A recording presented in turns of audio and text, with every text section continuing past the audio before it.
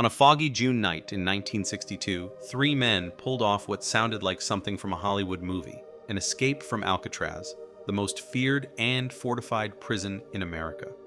Their daring breakout with nothing more than makeshift tools, a rubber raft sewn from raincoats, and an unbreakable will has become the stuff of legend. What really happened that night? And did Frank Morris and the Anglin brothers actually survive their dangerous journey through the icy waters of San Francisco Bay? Let's dive into the true story of the greatest escape the Rock ever witnessed. Our tale begins in the early 20th century, on an island that first served as a military outpost designed to guard the entrance to San Francisco Bay. During the Civil War, it morphed into a holding pen for prisoners of war.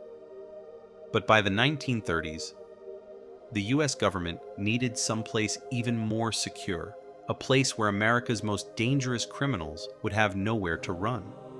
Alcatraz Federal Penitentiary, surrounded by sheer cliffs and freezing currents, became the answer. Its reputation was ironclad. No one could escape. Or so they thought. The prison's halls echoed with the footsteps of infamous inmates, gangsters like Al Capone and George Machine Gun Kelly, and the notorious Birdman Robert Stroud. The guards were relentless, the punishments strict, and the isolation suffocating. To the rest of the world, Alcatraz was unbreakable, a symbol of law, order, and fear. But in January 1960, Frank Lee Morris arrived at the Rock.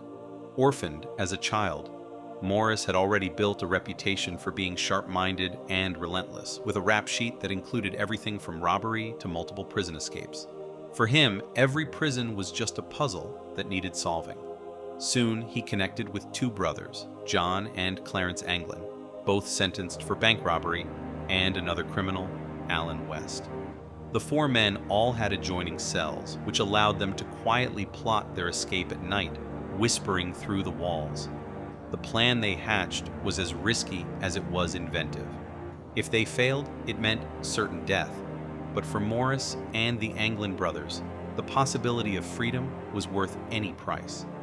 Over several painstaking months, armed with nothing more than spoons swiped from the dining hall, broken saw blades, and a drill cobbled together from a stolen vacuum cleaner motor, they chipped away at the rotting concrete around the air vents beneath their sinks.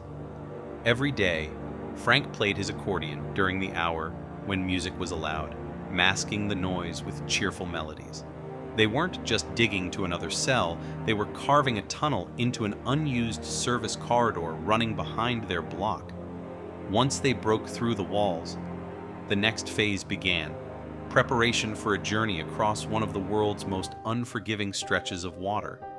In a secret workshop tucked away above the cell block, they stitched together a makeshift raft and life vests, more than 50 raincoats, sealed tight using scavenged hot steam pipes. Paddles were fashioned from bits of plywood, and an old concertina was transformed into an air pump. But how would they trick the guards during their night checks? Here's where Morris's ingenuity shined.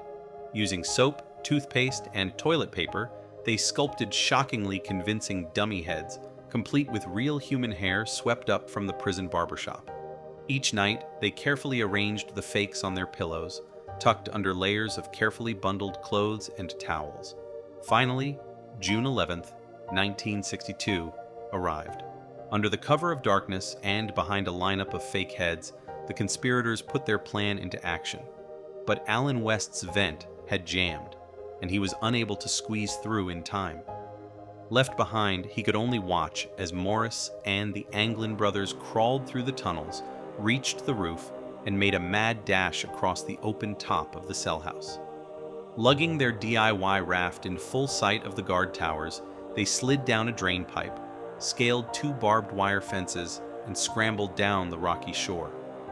At the water's edge, they inflated their raft using the homemade air pump. Then, as the prison lay oblivious, the trio paddled off into the frigid, roaring bay. The escape wouldn't be discovered until the next morning.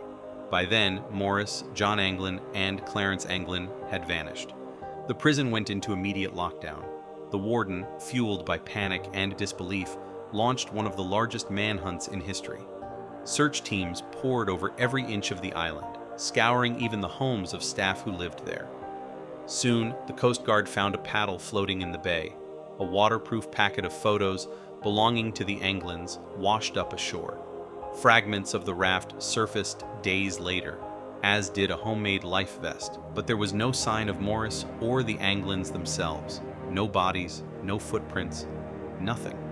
Officially, the authorities believed the men did not survive the powerful, icy currents and unpredictable tides. They didn't escape Alcatraz, the warden insisted. They escaped life. And yet, over the years, rumors never stopped swirling. From reported sightings in South America to cryptic postcards and phone calls, whispers of their survival became an American legend. Decades passed. Alcatraz closed its doors for good in 1906, a victim of its crumbling buildings and rising costs.